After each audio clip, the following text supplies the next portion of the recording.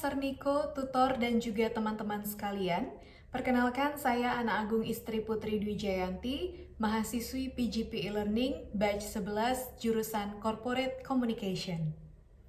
Melalui video ini, saya akan menjawab pertanyaan individual assignment nomor 2 terkait dengan perbedaan antara manajemen krisis dan komunikasi krisis dan kaitannya dengan perbaikan reputasi dalam sebuah perusahaan. Manajemen krisis dan komunikasi krisis merupakan dua hal yang sangat penting dalam manajemen public relations, karena secara tidak langsung, manajemen krisis dan juga komunikasi krisis merupakan suatu upaya yang dilakukan untuk memperbaiki reputasi perusahaan. Krisis menempatkan brand, baik itu individu maupun perusahaan, di bawah lampu sorot.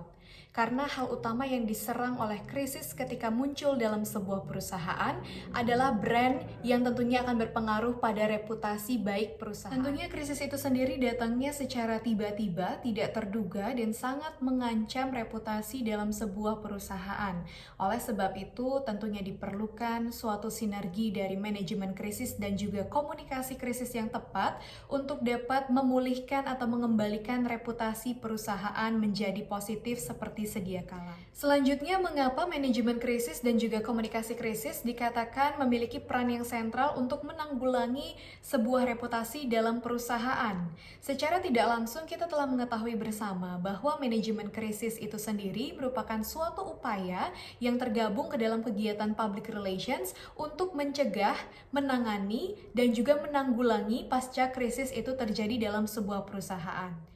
Pentingnya manajemen krisis dalam sebuah perusahaan tidak lain adalah karena manajemen krisis itu sendiri dalam prakteknya memberikan acuan untuk dapat merespon krisis secara sistematis, sehingga pada akhirnya krisis itu sendiri dapat ditanggulangi baik itu pada saat krisis terjadi maupun pasca krisis itu sendiri. Karena secara umum manajemen krisis ini terdiri dari 3 tahap, yakni sebelum krisis atau masa pencegahan, kemudian saat krisis, dan juga pasca krisis.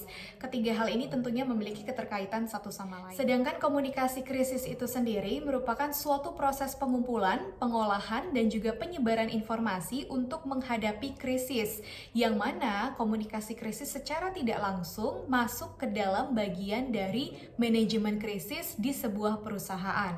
Komunikasi krisis merupakan tools atau alat yang tentunya akan membantu manajemen krisis dapat berjalan sebagaimana mestinya, karena komunikasi krisis di sini penting kiranya untuk dipraktekkan, terutama dalam pemulihan reputasi dari sebuah perusahaan itu sendiri. Karena dalam komunikasi krisis terdapat berbagai strategi-strategi yang dibutuhkan oleh perusahaan dalam merespon krisis dan memberikan informasi kepada publik agar tidak ada informasi simpang siur atau hal-hal negatif yang akan berpengaruh terhadap reputasi perusahaan jika dibiarkan begitu saja. Dari definisi tersebut dapat dikatakan bahwa komunikasi merupakan bagian penting dari manajemen krisis yang tepat dengan masyarakat dan juga untuk menyaring informasi-informasi agar reputasi dari sebuah perusahaan itu dapat tetap terjaga dengan baik. Adapun model perbedaan dari manajemen krisis dan komunikasi krisis yang memiliki hubungan yang kuat dengan reputasi perusahaan akan dijabarkan melalui tabel berikut ini.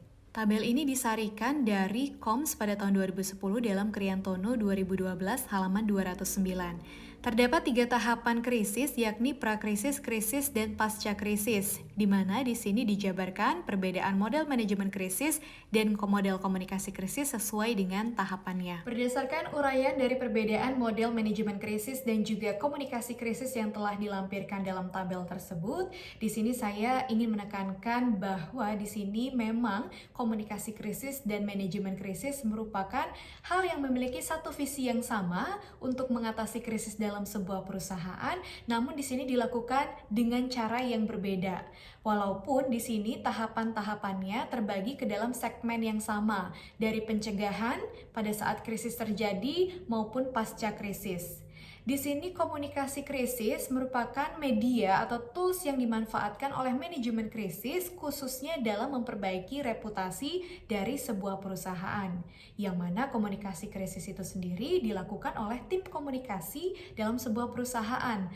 Sedangkan manajemen krisis merupakan suatu upaya yang general yang seharusnya diketahui dan diimplementasikan bersama oleh seluruh stakeholder yang terdapat dalam perusahaan itu sendiri. Komunikasi krisis itu sendiri menurut KOMS pada tahun 2010 terbagi ke dalam dua tipe dasar, yakni pertama adalah manajemen pengetahuan krisis dan yang kedua adalah manajemen reaksi publik. Manajemen pengetahuan krisis merupakan suatu upaya yang dilakukan oleh internal perusahaan dalam mengidentifikasi, mengumpulkan, dan juga melakukan analisis terkait terhadap dengan informasi-informasi yang didapatkan perusahaan untuk memutuskan sesuatu atau memunculkan suatu keputusan yang diambil dalam mengatasi sebuah krisis.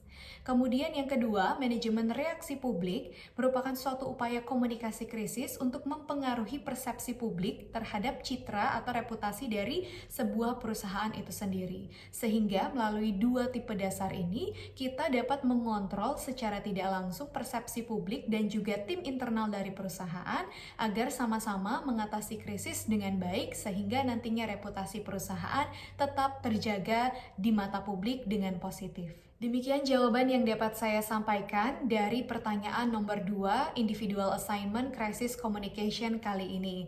Saya mohon arahan atau bimbingan lebih lanjut apabila masih terdapat jawaban yang kurang tepat. Terima kasih dan semoga bermanfaat.